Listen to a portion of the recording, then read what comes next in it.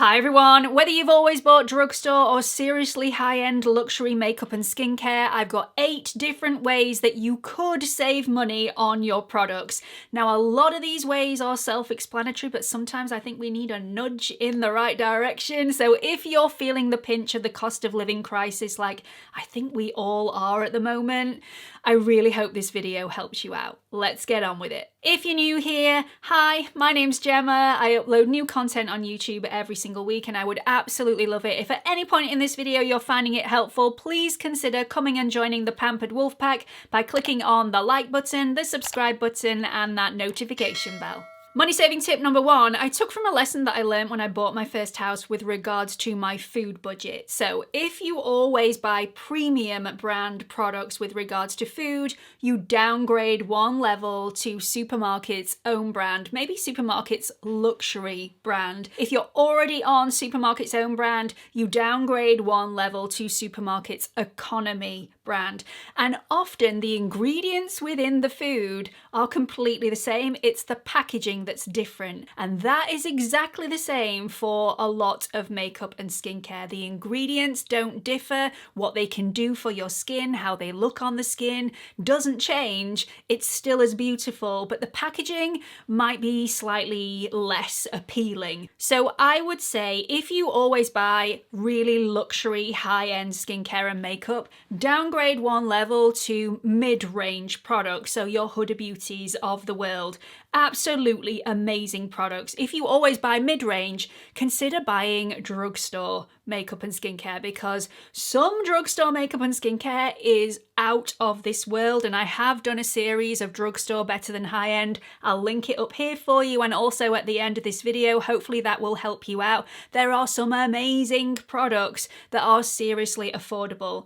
Now obviously this tip won't help you if you already buy drugstore and you are feeling the pinch, but the next few tips might help you out. Tip number 2 is totally self-explanatory but can be a challenge. Only buy a product if you really need it.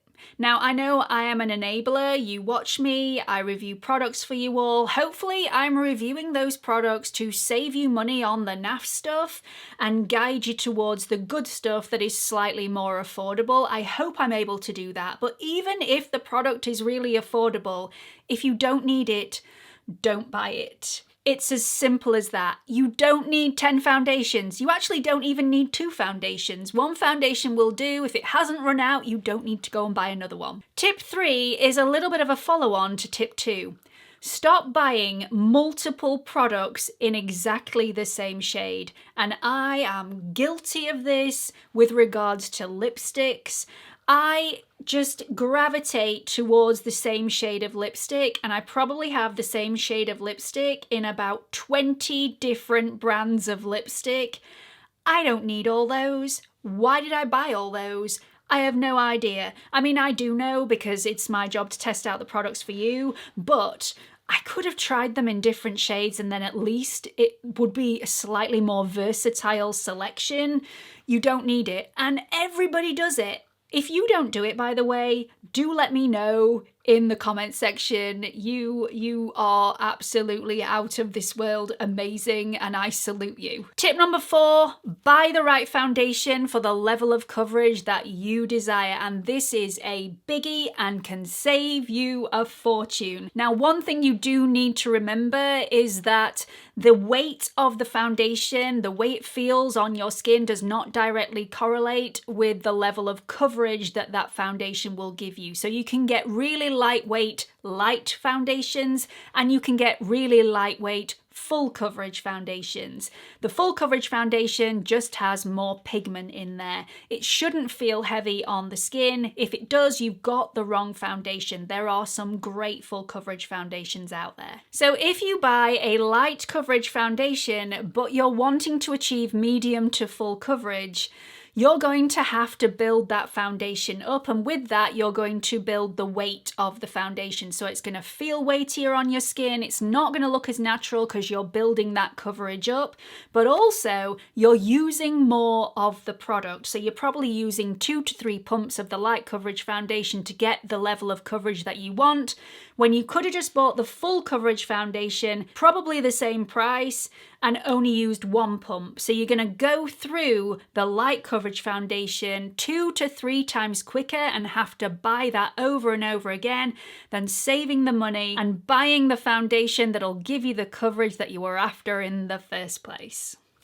Tip number 5 is a 2-parter. You can either only buy products when they're on offer, so Black Friday, when they have flash sales on different websites, in store, or make full use of the offer code. Now, in my description box, I have loads of offer codes that are available pretty much 24/7 on specific websites. And there are so many of you that buy from those websites and forget to input the code, which can sometimes be as high as 25%. Well worth checking out not only my description box, but also so many other YouTubers have description box packed full of offer codes as well. Check them out before you make your purchase, and don't buy anything unless you can get it at a discount. Tip number 6, loyalty points. Use them. If you are not a member of a loyalty scheme, sign up. Just make sure you tick the box at the bottom to say that they can't advertise to your email address or through your letterbox to encourage you to buy more products that you probably don't need, and use those loyalty points. If you do need something, make sure you use your loyalty card. It will give you points, which will give you money off your next purchase when you actually need to buy a product in the future. They are so worth it. I'm a member of the Cult Beauty scheme, the Look Fantastic one, the Space NK one. I also have a Boots Advantage card, and I save money all the time. Tip number 7, don't forget your free samples. When you're in store, go and ask anybody that's behind the counter. If you're wanting to buy something, make sure you get your free sample first so that you can try it, just in case you don't like it and then you'd be stuck with the product, especially if you live in the UK. We can't take stuff back that we've opened and tried. So make sure you get your free samples. Also, if you're buying from a website, they often offer you free samples when they send your product out, and you can choose which free samples you get, so choose wisely. If I ever buy from Charlotte Tilbury, I always choose the Magic Cream as my free gift, and they're only little sachets, but they actually add up to quite a lot. So I have a little pot that I squeeze them all into. I have never bought a pot of Charlotte Tilbury's Magic Cream, and yet I use it quite a bit because I've amounted quite a lot. And finally, tip 8, and this is a slightly unusual one, and you all might shout at me because this is slightly unhygienic, but I would definitely recommend that you have makeup and skincare swap parties. If you have bought something that you weren't really that keen on, or you've bought something that you really enjoyed but then you just didn't use it very much and it's been stuck in a drawer, get your friends together, get them to get all of their makeup and skincare that has been stuck in a drawer the same way that yours has. Bring it all to a party. Not only can you have a really good night with a bit of wine and cheese, but also you can just swap whichever you don't want with the stuff that you actually want to try, and it's completely free. Free.